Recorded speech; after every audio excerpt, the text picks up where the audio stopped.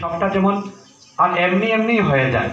তারপর আমার অনুভব হয়েছে যে মনে যখনই কোনো চিন্তা শঙ্কা কোনো ভাবনা জাগ্রত হবে, আমরা যদি সবাই ঠাকুরকে নিবেদন করে দেই, ঠাকুরকে যদি ঠাকুরের উপরে যদি সব কিছু ছেড়ে দিয়ে ঠাকুরকে যদি ধরে রাখতে পারি আর ঠাকুরের নাম জপ যদি করতে পারি, তাহলে পৃথিবীর এমন কোনো সমস্যা নেই যে সমস্যা ঠাকুরের কৃপায় সমাধান হবে না।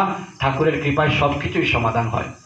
আমি নির্বাচনের পূর্বে আমার ছোট্ট একটা ঠাকুরের কৃপার কথা বলি।